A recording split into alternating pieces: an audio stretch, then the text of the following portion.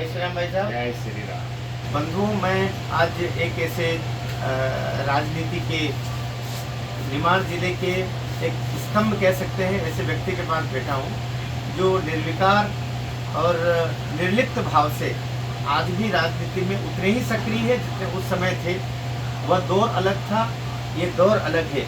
वो शोर अलग था, ये शोर अलग है। लेकिन इस जो निशब्द की अवस्था में भी, इस जबकि कोई शोर नहीं, इस अवस्था में भी काम का शोर, तपस्या का शोर बराबर रहता है। आदरणीय दयालु जी पटवा एक ऐसा नाम जो निमाड़ में जो भी जनसंघ से जुड़ा हुआ है, आरएसएस से जुड़ा हुआ है, भारतीय जनता पार्टी से जुड़ा हुआ है, वो इस नाम से अपरिचित हो ही नहीं सकता। यदि वो दयालु पटवा जी के नाम से अपरिचित है तो मान के चलिए उसको बीजेपी और संघ की और आरएसएस की जड़ों की जानकारी नहीं है। मैं उस बड़े व्यक्ति के पास बैठा हूँ जिनसे अटल जी के भी रिश्ते रहे हैं। अटल जी जिनके घर पर आकर के एक नहीं बल्कि कई बार आकर के और भोजन प्रसादी ग्रहण कर चुके हैं। अटल जी जिनको व्यक्तिगत रूप से बहुत प्यार करते थे, ऐसे व्यक्ति के पास बैठा हूँ। हम सौभाग्यशाली है कि उनसे बातचीत कर रहे हैं। जय श्री राम भाई साहब, नमस्कार। मैं आपसे आज इस प्रसंग में मिला हूँ। एक कार्यक्रम हो रहा अभी 26 अप्रैल को खरगोन में, जिसमें अटल जी के 100वें जयंती वर्ष के उपलक्ष्य में एक कार्यक्रम हो रहा है। उसमें स्मारिका निकलेगी। वो स्मारिका है निमाड़ भूमि पर अटल कदम। तो अटल जी जो हरदा, बुरहानपुर, खंडवा, खरगोन, बड़वानी से लेकर के और ये पूरे अपने बुरहानपुर इस अंचल में जितने भी घूमे हैं, फिरे हैं, जहाँ उनके पगधूलि गिरी है, उन सबको यादों को ताज़ा करने के लिए उस समय के बंधुओं जो भले आज संसार में है या नहीं है, तो उनकी किंवदंतियाँ, उनके संस्मरणों को ध्यान में रखते हुए एक हम लोग ये निमाड़ स्तंभ स्मारिका निकाल रहे हैं। तो उस संदर्भ में मुझे तो पता था, लेकिन मैंने सोचा था कि व्यक्तिगत रूप से जाके आपसे बात करके मैं और आपकी यादों को उकेरूँगा और यादों को बाहर आपके मानस से बाहर लेके आऊँगा। थोड़ा सा बताइए कि अटल जी आपके इस पावन कुटिया में कब आए थे और आपको अटल जी ने पहली बार कब स्नेह से, निकट से दयालु कह करके बोला होगा, या कैसे हो मेरे भाई ऐसा बोला होगा, कैसे मेरे बच्चे ऐसा बोला होगा, क्योंकि वे तो सारे कार्यकर्ताओं को अपने परिवारजन मानते थे। आज का दौर नहीं था कि नेता और कार्यकर्ता अलग हो गए। उस समय तो जितने भी थे ये सभी कार्यकर्ता थे, एक सेवक के भाव से सभी लोग काम करते थे। तो आज का दौर अलग है, वो दौर अलग था। आज का शोर अलग है, वो शोर अलग था। उस समय केवल काम का शोर था, अभी नाम का शोर है। मैं नाम और काम के बीच में आपके मुखार भी से सुनना चाहता हूँ कि अटल जी से आपकी यादें कैसी मिली, जरा बताइए। बड़े हृदय की बात है और ये चीज़ें जीवन में एक अच्छे स्मरण की ओर ले जाता है। हमारा सौभाग्य है कि हमने ऐसे महात्मा के साथ हमने काम किया और क्योंकि एक संघ का स्वयंसेवक होने के नाते काम करते थे, कई लंबे समय तक विद्यार्थी परिषद का भी काम किया और अलग अलग प्रसंग आते रहे हमारे जीवन में। मगर जो अटल जी के समय के जो प्रसंग थे वो अस्मरणीय थे। ऐसे समय में हमने अटल जी जैसे एक व्यक्ति को, जिसके पास उस ज़माने में एक प्रचारक के रूप में काम करते थे, जब भी हमने उनको देखा है और एक प्रचारक के बाद जब वो संगठनों के रूप में काम करते थे, उस समय भी हमने देखा। हमने उनको चुनाव की गतिविधियों में भी काम करते देखा। हमें पूरा स्मरण है कि जब अटल जी चुनाव लड़कर दिल्ली जाते थे तो साथ में उनके मित्र के रूप में रामचंद्र विट्ठल बड़े भी खरगोन से खंडवा होकर दिल्ली जाते थे और दिल्ली जाते थे तो कमूदी दीदी उनके लिए एक हलवा बनाकर स्पेशल लेके जाती थी और वो हलवा लेके जाती थी तो पमू दीदी को बोलते थे, पमू तो मेरे लिए क्या लाई है? बोले दादा अटल जी मैं आपके लिए जो आप प्रसादी की चॉइस रखते हो वो लेके आई हूँ।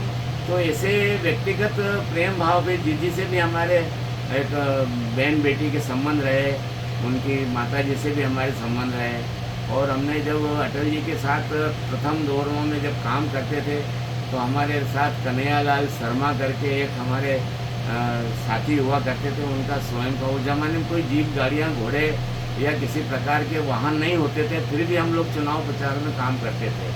उस समय अटल जी के टाइम अटल जी को सेंधवा से कन्हैयालाल शर्मा अपना केकड़ा, जो मिलिट्री जोन का एक गाड़ी आती थी, उसमें केकड़े में बिठा के लाए। जबकि उसमें बैठ के जाना मतलब एक पहाड़ी गाड़ी होती थी वो, और उसको लेके खरगोन में आम सभाएं की केकड़े से। केकड़े से। हाँ और उनको एक बार का ऐसा स्मरण है कि जब वो खरगोन से होकर टिकनगांव जाना था हाँ हाँ तो उस समय कोई खाने पीने की व्यवस्थाएं तो संभव नहीं थी कि कौन खाना कब खिलाएगा। हाँ लेकिन उस समय भारतीय जनसंघ के हमारे गुरु साथी थे, उनका नाम था छोगालाल पटेल यादव। छोगालाल पटेल यादव। छोगालाल पटेल यादव जो अपने बलवाड़ी के रहने वाले अच्छा। गुवाड़ी जामिया गुवाड़ी। जामिया गुवाड़ी के रहने वाले थे, और वो भी भारतीय जनसंघ से जुड़े हुए थे। उन्होंने मुझे कहा दयालु जा अटल जी के लिए तेरे को खाना लाना पड़ेगा। अरे मैंने कहा सौभाग्य की बात है। तो उतनी घड़ी मैंने एक एल्यूमिनियम का डब्बा उतनी घड़ी तत्काल व्यवस्था करी और घर से ज्वार के रोटे बनवाए और हमारी भाजी और वो सब ला के उनको दिया। क्या लाया दयालु? मैंने कहा हमारी की भाजी और ज्वार के रोटे लाया हो दादा। अरे वाह यार बड़ा अच्छा करा। तो इतना करके मेरी पीठ थक गई। उसके बाद एक अवसर ऐसा भी आया, अब इसमें आ रहे हैं। हाँ हाँ एक बार ऐसा अवसर आया कि हमारी ज्वार की वानी होती है, हाँ ये जो हरी वानी होती है ना, हाँ। वो वानी बड़वा में जब सोरागमल सुराना जी और अपने कैलाश पंडित ये लेके आए तो मेरे को बोले जा दयालु क्या लाया खाने के लिए? हाँ। मैंने ज्वार की वानी लाया। अरे बोले तू लाया यार इधर। तो सबको छोड़कर वो ज्वार की वानी खाने के लिए मेरे साथ टेबल पे बैठ गए बड़वा में, और उनको वानी हमने खिलाई थी। कई स्मरण आए जीवन में। मैं बड़ा सौभाग्यशाली हूँ कि मुझे ऐसे महात्मा के साथ उनकी जानकारी देने का अवसर प्राप्त हुआ, और कुछ बातें दिमाग से उतर भी गई है। और अब ऐसा लगता है आज की राजनीति को देख के ऐसा लगता है, भले आज हमारी सामाजिक राजनीतिक जो हमारा परिचय है इन नए लोगों के सामने एक ऐसा लगता है एक छोटी नज़रों से देखते हैं, लेकिन हमारा त्याग जो है वो जीरो से हीरो तक बनाने तक में हमने हमारा जीवन खपाया है। कैलाश पंडित भी किसी ज़माने में, कैलाश विजयवर्गीय भी मेरे साथ आते थे। कैलाश विजयवर्गीय जब आते थे बड़वा के वो चौरल के वहाँ से बेचारे स्कूटर लेके आते थे और खरगोन कार्यालय में भी आके रुकते थे और रुक जाते थे स्कूटर पे। बोले दयालु यार मेरी तो कमर बहुत दुख रही है यार। तो मेरे साथ में उनको रुकता था। मैंने प्यारेलाल जी के साथ भी काम किया, ठाकरे जी के साथ भी काम किया। कैलाश जी वहाँ से तोरण से स्कूटर से आते? हाँ स्कूटर से आते और कार्यालय में रुकते थे कार्यालय में।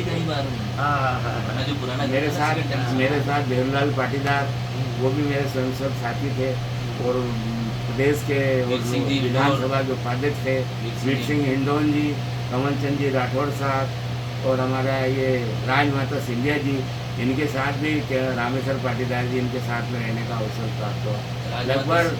लगभग मेरे जीवन में मैंने हर श्रेष्ठ नेतृत्व के साथ काम किया है, और मेरे बच्चे को तो गोद में उठाकर उन्होंने चुम्मा लिया राजमाता ने।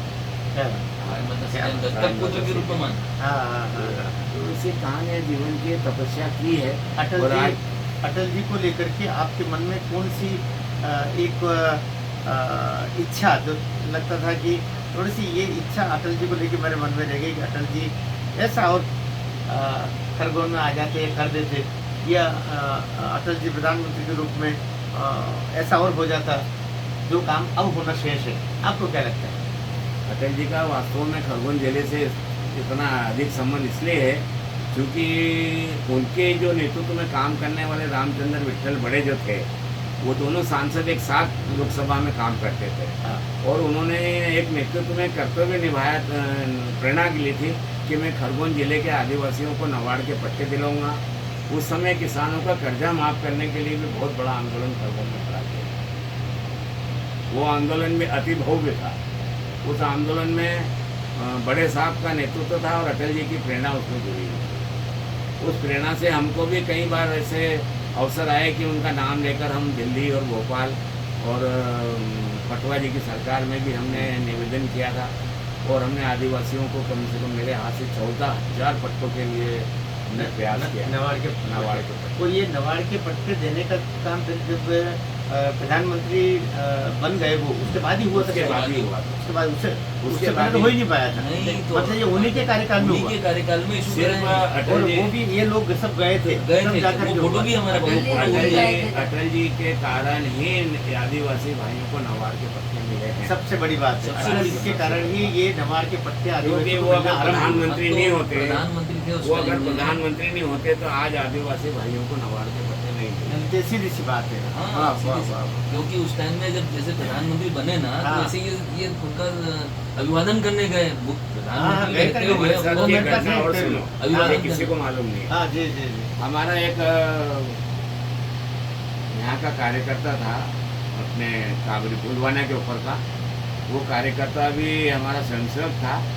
उसका नाम था तो उसको नाम स्मरण में आ रहा है तो नहीं उसका स्मरण ऐसा था कि उन्हें अपने बच्चे को पढ़ाया लिखाया तो छोटा सा बालक था, तो जाकर ने अटल जी को भेंट करा वो बालक कि ये मैं आज से अटल जी को ये मेरा बालक भेंट करता हूँ। अच्छा अच्छा तो अच्छा वो बालक को हमने अटल जी के सुपुर्द किया हाँ। तो बहुत भाव विभोर हो गए थे हम लोग हाँ, कि हाँ, एक हमारा साधारण सा अदना सा कार्यकर्ता आदिवासी हाँ।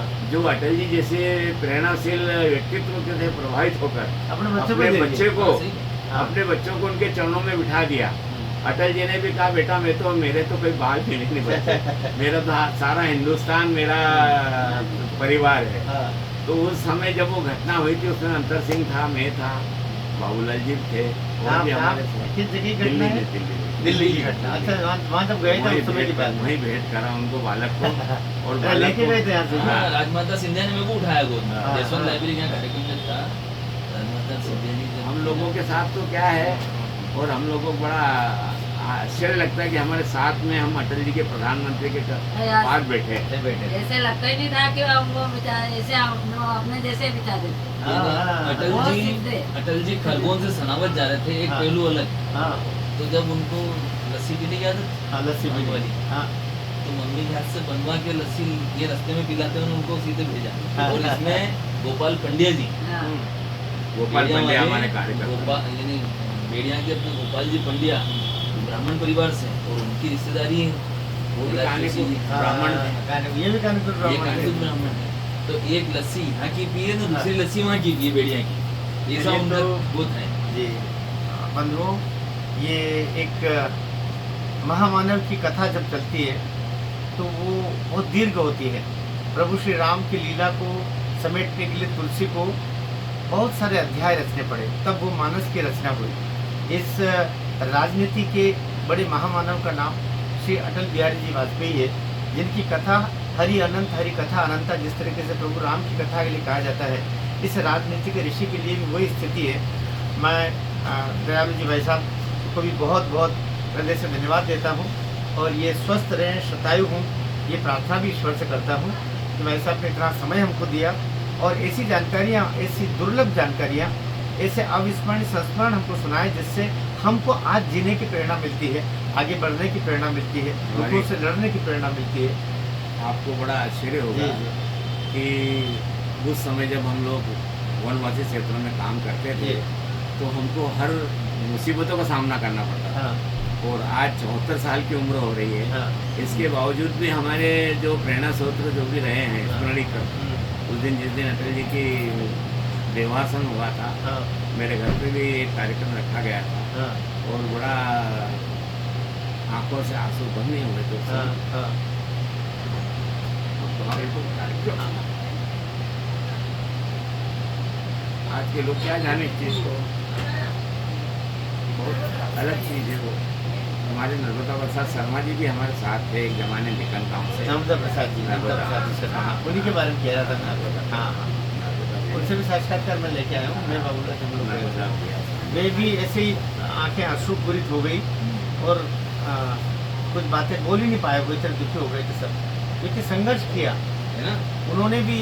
ये बताया 2 दिन तक घर में आटा नहीं है तो अटल जी के क्योंकि प्रवास का समय है, समय नहीं है, पत्नी भी हम चूँकि परेशान ना हो जाए, हमारे काम में व्यवधान ना आ जाए, तो मूंग उबाल करके नमक डाल करके और बस बच्चों वही को वही खिलाया खाते और- थे, वही खाते थे। और समय पूरा किया बस। कि आटा तो जब वो आएंगे तब फिर रोटी बनाएंगे। चलो जोशी जी इस तरीके का हमारे संघर्ष। कार्यकर्ता के लिए चने छुपा के रखते थे तिजोरी में। हाँ हाँ हाँ हाँ हाँ। फिर खिड़ी के अपने जोशी जी थे बेचारे, कार्यालय की जिम्मेदारी लेते थे। हाँ, जब भी हाँ। चुनाव होता था रामेश्वर जी का, तो वो 2-4 किलो चने ऐसे छुपा के रखे तिजोरी में कि अपना आधी रात कार्यकर्ता को आएगा, धूप आ आधी जाए रात तो को उस बेचारा समय नहीं पड़ेगा। भूखा प्यासा नहीं सोएगा, ये कुछ खरगोन खा कार्यालय लेगा, की हाँ, हाँ, कुछ हाँ, कुछ खा लेगा। कार्यालय में कार्यकर्ता रात को 2-2 3-3 बजे जब आते थे यही मैंने कहा तो कितने चक्कर खाना चना किया। ला के रखते थे घर में कि भैया आवेड़ सकाल कार्यक्रम। मैंने रोटी बना दी।